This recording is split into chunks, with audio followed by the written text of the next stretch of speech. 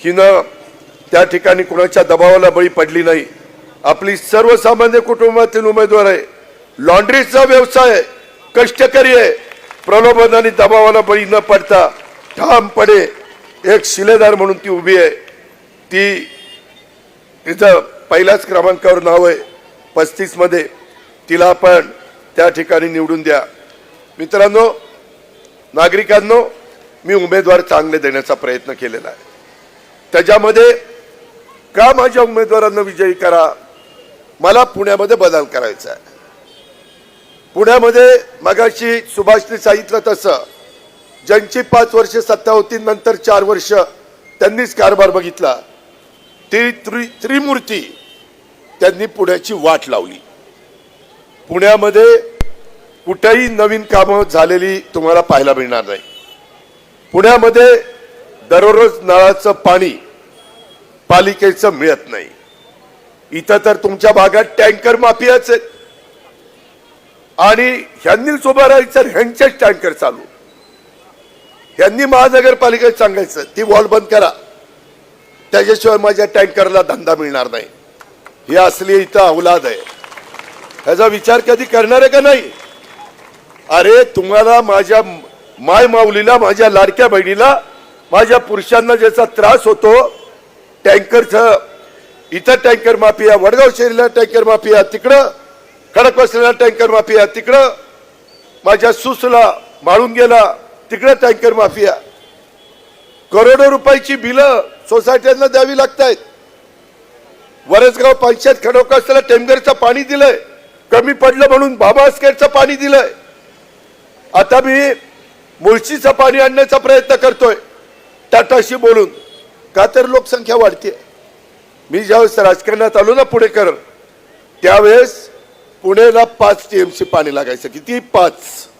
आता पुण्याला 22 TMC पाणी लागतंय। 35 वर्षामध्ये 4.5 पट पाणी वाढलेलं आहे। पुढे वाढणार। अनेक लोक कामाधंद्याच्या नोकरीच्या निमित्ताने येणार। IT चा हब आहे, ॲटो क्लस्टर आहे, ॲटो हब आहे, विद्याचं माहेरघर आहे। अशा पद्धतीचं हे सगळी परिस्थिती आहे। व्यापाराचं एक प्रमुख केंद्र म्हणून पाहत आहे। आणि म्हणून पुणेकरांनो, माझी आपल्याला विनंती आहे की जे माणसांना तुम्ही संधी दिली ना, मी केंद्राचं बोलत नाही, राज्याचं बोलत नाही, केंद्राच्या निवडणुकीमध्ये तुम्हाला ज्यांना निवडून द्यायचं त्यांना दिलं। देशाचे पंतप्रधान नरेंद्र मोदी साहेब तिथं काम करतायत। विधानसभेला तुम्ही एक देवेंद्र फडणवीस, अजित पवार, एकनाथ शिंदे साहेबांना निवडून दिलं, आम्ही तिथं काम करतोय। ही निवडणूक राज्याची नाहीये, देशाची नाहीये, ही तुमच्या माझ्या पुण्याची निवडणूक आहे। आज हे शहर सगळ्या देशात भौगोलिक क्षेत्र जास्त असणारी महानगरपालिका आपली आहे। अहो, नवी गावं 34 घेतली, नंतर 2 काढली, त्याची नगरपालिका केली, राहिलेली 32 गावं आज तिथं जाऊन बघा, कचऱ्याचे ढीग आहेत, प्यायचं पाणी नाही। महानगरपालिकेत आले म्हणून टॅक्स भरमसाठ लावलाय, लोक वैतागून गेलीत, डीपीचे रस्ते होत नाहीयेत, कुणी तिथं जात नाही, बघत नाही। त्याच्या संदर्भामध्ये आरोग्याच्या असुविधा आहेत, शिक्षणाची गैरसोय। अरे इथले लोक करतात काय? त्यांची जबाबदारी नाही का? एवढं प्रचंड बहुमत तुम्ही दिलं। माझी आपल्याला विनंती आहे, मी आज तुम्हाला सांगायला आलोय की मी आज जो जाहीरनामा जाहीर केलेला आहे त्याच्यामध्ये आम्ही दररोज 5 गोष्टी आहेत। मी एक अलार्म वाजवला आणि 5 कामं पहिल्या झटक्यात करायचं ठरवलंय। त्याच्यामध्ये नळाद्वारे दररोज तुम्हाला पाणी, या टँकर माफियाकडे मी बघतो कसं काय ते, तुम्ही माझ्यावर सोडा। मी एक तर कुणाच्या नादी लागत नाही, पण कुणी लोकांच्या नादी लागलं तर त्यांना सोडत नाही। आणि त्यामुळं दररोज नळाद्वारे तुम्हाला मी पाणी देईन। कॉर्पोरेशनचं ट्रॅफिक मुक्त आणि खड्डे मुक्त कॉर्पोरेशन करीन। आज काय ट्रॅफिकची अवस्था, कसं वाहन आहेत, गाडीला गाडी, गाडीला गाडी, गाडीला गाडी। आमच्या काळामध्ये जायचं म्हटलं तर किती लवकर आपण पोहोचायचो। नंतरच्या राज्यकर्त्यांनी, इथल्या राज्यकर्त्यांनी, स्थानिक लोकांनी करायला नको ती कामं।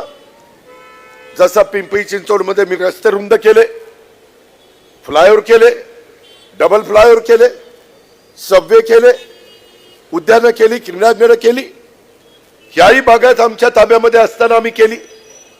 पण नंतरच्या लोकांनी, कारण हे शहर फार मोठं आहे, त्याच्यामुळं आज ट्रॅफिक एकदम जाम होऊन जात आहे.